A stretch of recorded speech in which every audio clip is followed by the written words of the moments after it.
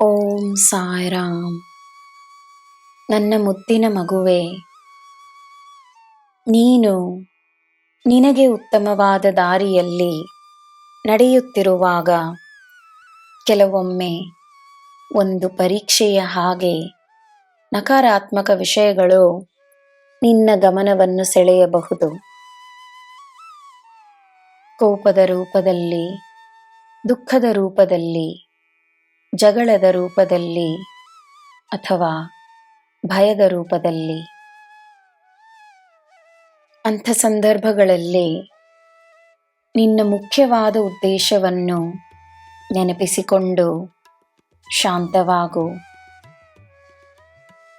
ನಿನ್ನ ಗಮನವನ್ನು ನಿನ್ನ ಲಕ್ಷ್ಯದ ಕಡೆ, ನಿನ್ನ ಸಂತೋಷದ ಕಡೆ, ನಿನ್ನ ನೆಮ್ಮದಿಯ ಕಡೆ ತಿರುಗಿಸು.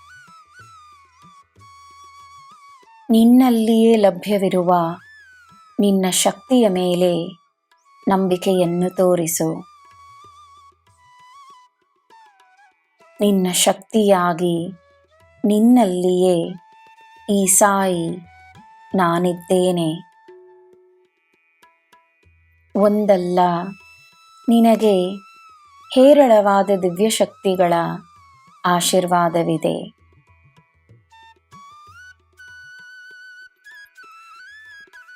ಎಲ್ಲರ ಹಾಗೆ ನೀನಿರದ ಕಾರಣ ನಿನ್ನ ಅನನ್ಯತೆಯನ್ನು ಮೊದಲು ನೀನು ಗೌರವಿಸಿ ತನಗೋಸ್ಕರ ಹೊಸ ದಾರಿಯನ್ನು ನೀನೇ ರಚಿಸು. ನಿನ್ನಲ್ಲಿ ಆ ಸಾಮರ್ಥ್ಯವಿದೆ ಎಂದು ನಂಬು. ಆ ದಾರಿಯಲ್ಲಿ ನಿನಗೆ ನನ್ನ ಹೆಜ್ಜೆಗಳ ಗುರುತು ಸಿಗುತ್ತದೆ.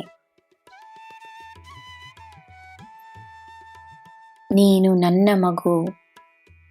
ನಿನ್ನ ಮೇಲೆ ನನಗೆ ಅಪಾರವಾದ ಪ್ರೀತಿ ಇದೆ.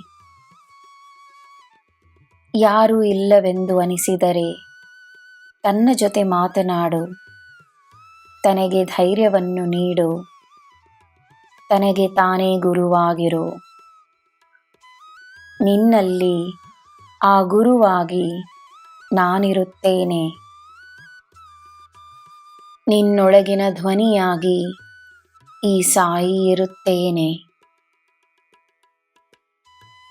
ನನ್ನ ಮಗುವೆ, ನಿನ್ನ ಸಾಯಿ ನಿನ್ನ ಮಾರ್ಗವಾಗಿ, ನಿನ್ನ ಗುರುವಾಗಿ, ನಿನ್ನ ಜೀವನವಾಗಿದ್ದೇನೆ. ನಿನಗೆ ಎಲ್ಲ ಶುಭವೇ. ಜೈ ಸಾಯಿರಾಮ್.